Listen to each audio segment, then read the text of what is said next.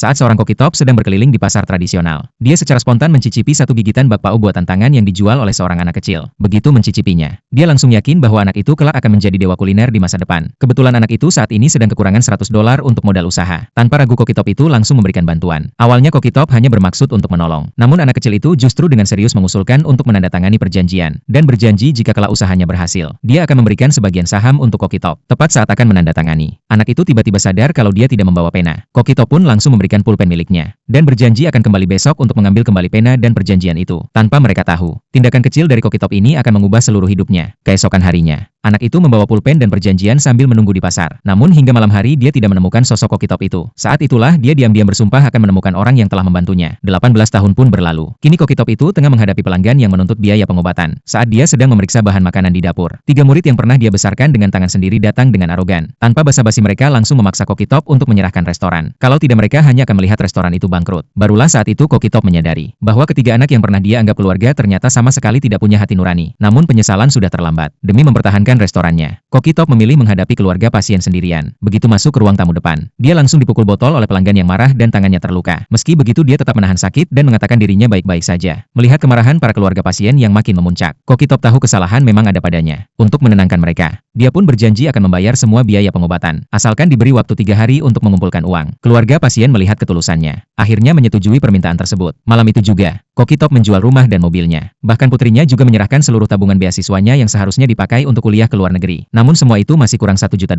Terpaksa, dia pergi mencari sahabat lamanya untuk meminjam uang. Karena sahabat itu kini adalah pemilik grup perusahaan besar dengan aset miliaran. Namun yang tak disangka, sahabat yang dulu setia kini sudah berubah wajah. Dia tidak hanya menolak mentah-mentah, tapi juga menghina dan memaksa kokitop menandatangani surat penyerahan restoran. Saat itu ketiga muridnya tiba-tiba muncul. Dan barulah kokitop sadar, semua ini adalah rencana yang telah mereka siapkan bersama sahabat lamanya. Ternyata para murid itu diam-diam bekerja sama dengan sahabat lamanya. Tujuannya adalah untuk merebut restoran dan menjadikannya bagian dari perusahaan. Tanpa mereka tahu, pendiri grup perusahaan itu adalah anak kecil yang dulu pernah menerima bantuan dari kokitop. Selama ini anak itu telah mencari keberadaan kokitop di seluruh negeri. Dan baru-baru ini dia akhirnya tahu bahwa pemilik restoran itu adalah orang yang dia cari. Karena itu dia datang khusus untuk menjalin kerjasama. Namun saat itu para murid dan sahabat lamanya masih tidak menyadari siapa kokitop sebenarnya. Mereka terus memaksa kokitop untuk menandatangani surat penyerahan. Di saat yang genting, orang dari grup perusahaan tiba-tiba datang dan menghentikan mereka. Asisten grup hanya melihat sekilas, langsung mengenali kokitop sebagai orang yang dicari. Salah satu murid mengira kokitop sedang menghalangi kerjasama, langsung ingin menyeretnya keluar. Namun di detik berikutnya, asisten tersebut malah menampar murid itu keras-keras. 2 murid lainnya bingung melihat itu, tapi tetap saja memaki kokitop dengan kasar. Namun kalimat berikutnya dari asisten langsung membuat mereka panik seketika.